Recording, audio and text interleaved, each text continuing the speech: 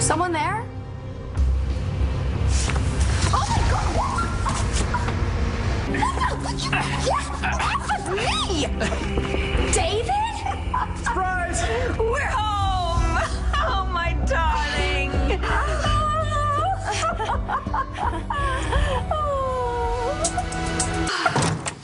Can't you guys come in the front door like regular people? Hollywood people are not regular people. I apologize, honey, if we caught you off guard, but we didn't want to risk coming in the front door. Why not? Because it would alert the paparazzi to our arrival. The paparazzi are lurking everywhere I am, after all, the mayor, and, well, they wanted to catch the newlyweds, you know, perhaps, maybe not looking our best. You're avoiding the paparazzi? You would too if you just got off the airplane. I haven't had my daily teeth whitening yet. I wasn't aware that there were photographers outside. Oh, well, I'm sure you had your nose buried too deeply in your studies. Actually, looks like she had her nose buried somewhere else altogether. Shut up. I thought you'd turn the page on that unfortunate chapter in your life called Robert Ford. You ought to burn this whole book. Oh, give me that.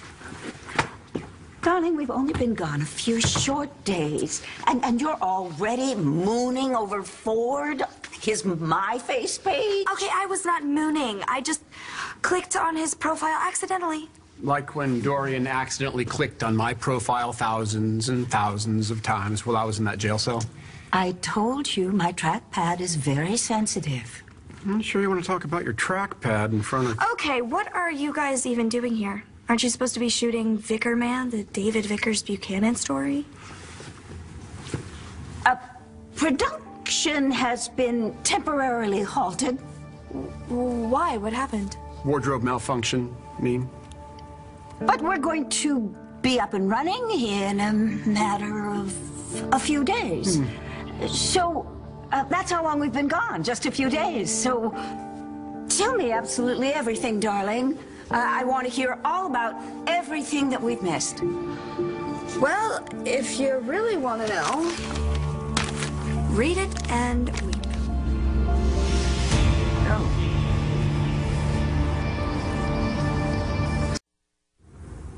The district attorney's office has dropped all charges against the Buchanan Enterprises CEO. Lies! Pawn Stepnor would never let me down. Well, they did. Yeah, but if Clint's innocent, then... I can promise you, my darling, that Clint is guilty. And my district attorney and my police commissioner have let him go. Oh, they wouldn't. Oh, they did. It's quite obvious. Bo and Nora only cared about protecting the Buchanan family name. They couldn't even prosecute a case like this, which is a slam dunk. Well, I am going to fire them and get good people who will. Do you have the power to do that? I'm the mayor. Yeah, but what if Clint really didn't kill Eddie? Oh, Buddha, please forgive her. She knows not what she says.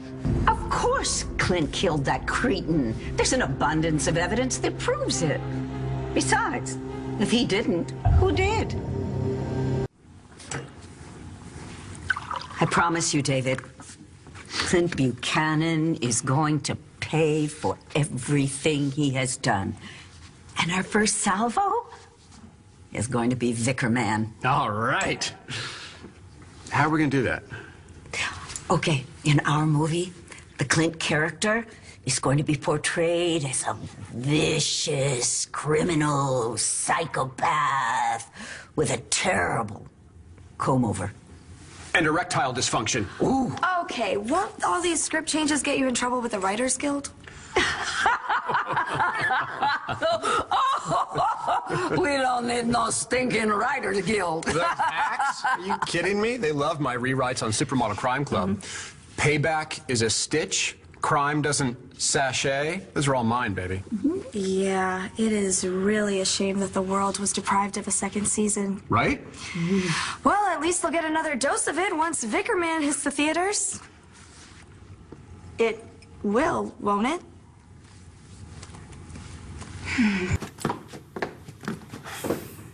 Do I look better when I drink coffee with my right hand or my left hand? Okay. Your right side is Hold on, differently hold on. adjusted.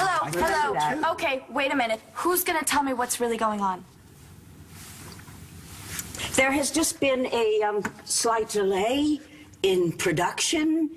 Well, you know, it's Hollywood. Yeah, things get dropped, then they get picked up again, just like life. Oh. So it wasn't wardrobe malfunctioning? No, nothing quite so exciting. But David did decide to drop a little weight. We canned the stupid director and the idiot writer. What? Why? Creative differences. The director kept telling me what to do, and the writer kept putting words in my mouth. Yes, and they kept taking my intelligent, constructive criticism as being controlling. So when Access Landview reports on what happened, Phyllis Rose will say what? That the studio sided with a D-list commercial actor and a woman with no showbiz experience? Sided might be a strong word. The writer was not fired. The director was not fired. David was fired. Hey, you were thrown off the set. What, for the high crime of giving a few notes? Hey, hold on. You were fired from the movie about your own life? I was fired from a movie about my life. The Vicar Man will live on. Because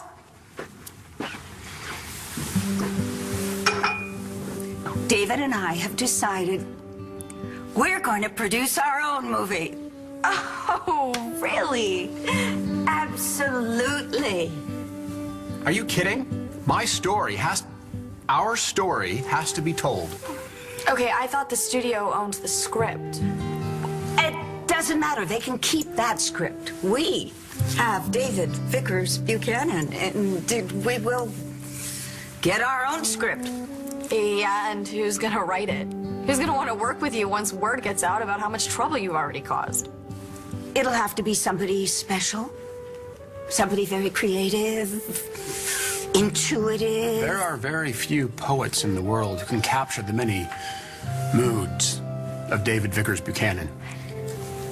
Somebody who already has a deep understanding of our particular Quirks. eccentricities. Someone like you.